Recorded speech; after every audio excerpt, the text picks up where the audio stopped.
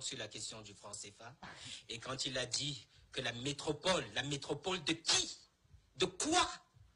La métropole française nous soutiendrait. Oui, le franc CFA nous soutient comme la corde soutient le pendu. C'est un objet de mort économique. Il est un agent de l'économicide. Je dis bien économicide dont nous sommes les sujets. Une sorte de génocide monétaire et financier.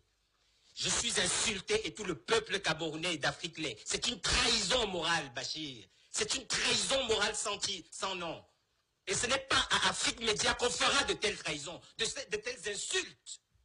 Mais vous vous rendez compte, Bachir, aujourd'hui, dans le contexte qui est le nôtre, après que Tchinjian Pouemi ait scientifiquement fait la démonstration de ce que c'est que le franc CFA, après que nous ayons combattu, beaucoup d'entre nous, au risque de... Mais les périls ont été tellement grands, et vous voyez bien ce que le Conseil national de la communication fait, injustement, illégalement, vous voyez bien, pour que sur un plateau d'Afrique Média, quelqu'un vienne dire que nous ne pouvons pas, nous ne devons pas, il faut attendre, il faut le voyer. C'est une insulte aux intelligences africaines qui sont prêtes, quand bien même ça devrait se faire demain, et je vais le démontrer. D'abord, lorsqu'on parle du franc CFA, vous devez savoir, monsieur Moutet, que cette monnaie, contrairement à ce qui est dit, dans ce qui rentre dans ce que le Tchinjian Pouemi appelait l'autorépression, que vous faites sur ce plateau. Vous faites de l'autorépression quand vous dites que les économies africaines ne sont pas assez fortes pour soutenir une monnaie. Vous faites de l'autorépression quand vous nous invitez à imiter les nazis. Parce que la monnaie binaire est inspirée de la méthode nazie que les nazis ont employée durant toute la Deuxième Guerre mondiale dans toute l'Europe. Lisez la littérature qui existe sur cette question. Ils ont créé même jusqu'à une monnaie binaire qu'on n'utilisait que dans les camps de concentration. Pour que celui qui s'évadait d'un camp de concentration soit reconnu comme tel. Et vous voulez nous faire adopter ce type de monnaie?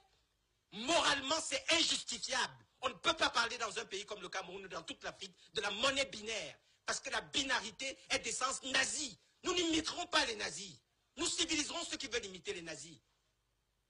Alors quand vous parlez d'autorépression, vous ne savez pas que lorsqu'on parle des ressources naturelles d'un pays, ce sont des moyens de garantie sur lesquels on peut adosser le fonctionnement d'une monnaie? Et davantage sur un pays comme le Cameroun? Vous ne savez pas que la créance que nous aurons à l'égard de la France, quand nous aurons fait auditer le compte d'opération, cette créance dont nous serons les détenteurs à l'égard de la France, vous ne savez pas que c'est un outil puissant de politique? Vous ne savez pas que c'est un outil de pression incommensurable? De quoi avez-vous peur? Si vous avez peur, ne communiquez pas votre peur aux autres Africains. C'est une trahison ce que vous avez fait. Et c'est inadmissible. Alors, pour répondre plus calmement au reste de la question, Bachir, je dirais, en ce qui me concerne, j'ai reçu une qualification sur les questions de droit bancaire. Et quand j'en parle ici, ce n'est pas pour rigoler. Et M. Mouteyamba a dit, on ne vient pas sur les plateaux pour plaire. Certes, mais il faut plaire à la vérité en toutes circonstances. Il faut plaire à la justice en toutes circonstances. Quand on est un membre d'un peuple comme celui africain, qui a vécu toutes les oppressions qui soient imaginables, on doit toujours s'offusquer contre l'oppression, quelle que soit la forme qu'elle prend. Et on ne devrait jamais être, en tant qu'Africain, en train de louvoyer en disant non, nous allons reporter notre libération à plus tard. Laissons que quelques Camerounais meurent encore. Laissons qu'il n'y ait pas de classe moyenne au Cameroun, parce que la monnaie est un problème. Laissons qu'au Tchad, les Tchadiens meurent. Laissons qu'en Côte d'Ivoire, les Ivoiriens meurent. Non, tout ça c'est secondaire. Moi, je fais mes affaires, j'ai une grosse entreprise, je gagne beaucoup d'argent, et comme j'ai des partenaires à l'international, je peux vous promettre que ce n'est pas aussi facile que ça. Mais c'est incroyable. Je suis choqué, Bachir.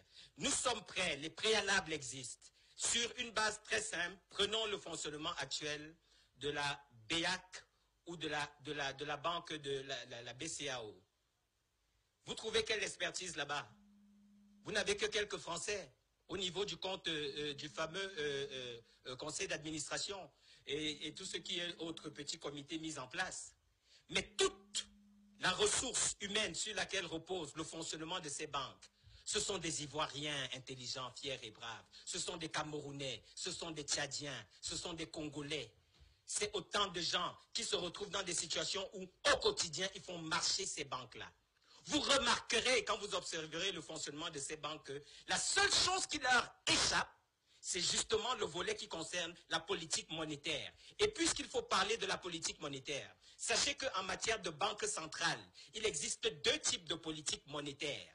Il y a ce qu'on appelle la politique monétaire conventionnelle et il y a ce qu'on appelle la politique monétaire non conventionnelle. Selon le giron dans lequel on se situe, on a recours à l'une de ces politiques ou à l'autre. C'est une question de souveraineté. Et parce que c'est une question de souveraineté, je vous dis très rapidement, sur le plan, par exemple, de la politique conventionnelle, ce dont il s'agit. Politique conventionnelle, en gardant à l'esprit que lorsqu'on a une monnaie, le plus important, l'enjeu des enjeux, c'est le contrôle de l'inflation.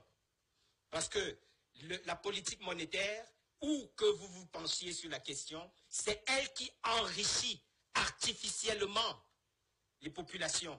Quand un politicien qui dirige un État, notamment au plan exécutif, a la capacité de définir sa politique monétaire, il peut se lever un matin et dire dans 3 ans, je crée une classe moyenne au Cameroun. Et il le fera.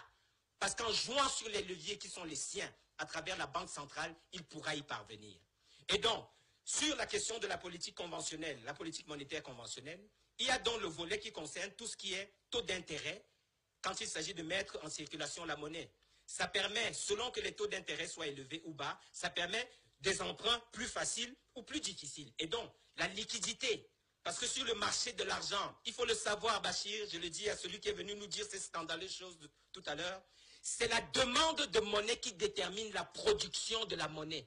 Parce que c'est la demande qui montre l'état économique, par exemple, d'un pays. C'est la demande qui montre les besoins de financement économique. Et c'est pour cela que quand vous avez une politique monétaire souveraine, vous décidez, parce que vous avez vu 15 jeunes Camerounais avec 15 projets porteurs qui ne demandent que 15 milliards pour être financés, mais qui sont générateurs et structurants, vous décidez de mettre à la disposition de ces 15 entrepreneurs tchadiens, ivoiriens, mauritaniens, les 15 milliards dont ils ont besoin, parce que vous savez qu'à la fin, on pourra même, y compris, exporter et gagner des devises, entre autres choses. Donc vous jouez sur la question des taux d'intérêt. Les politiques non conventionnelles apparaissent lorsqu'il y a des risques de déflation, par exemple, ou lorsqu'on est dans le cas, comme c'est le nôtre aujourd'hui, dans tous ces pays qui utilisent le franc CFA. Vous avez des quotas qui sont déjà établis. Et donc, quand vous avez, par exemple, des jeunes qui sont industrieux, qui sont créateurs, comme la plupart des Africains, on leur dit qu'il n'y a pas d'argent pour financer leurs projets. Et vous avez donc des jeunes qui rentrent dans la dépression parce qu'ils croient qu'ils sont la cause de leur malheur, alors que malgré tout leur génie, tout leur talent, toute leur envie de travailler, on a déjà établi des quotas de financement. Et ces quotas de financement sont réservés aux filières corrompues de certains hommes d'affaires qui bénéficient des faveurs de la plupart des régimes dont nous parlons ici là. Et donc à ce moment-là, quand on parle de politique non conventionnelle, c'est quoi? C'est qu'il faut aller voir au niveau des éléments de garantie. On décide par exemple que désormais, les éléments qu'on présente en garantie doivent évoluer. Et on dit, ok, si vous aviez besoin d'un titre foncier hier, aujourd'hui, tout ce dont vous avez besoin, c'est le caractère rentable de votre projet. C'est lui qui servira de gage. C'est un exemple. Mais ça, c'est des politiques non conventionnelles qui ne peuvent être actionnées que par des individus qui ont la souveraineté sur la question. C'est un autre enjeu avec cette question d'affaires monétaires, monsieur Bachir. Je pourrais dire des choses jusqu'à demain. Je voudrais humblement et simplement dire que ceux qui viendront vous dire que nous ne sommes pas prêts, qu'il faut attendre, méfiez-vous d'eux, ils sont dangereux.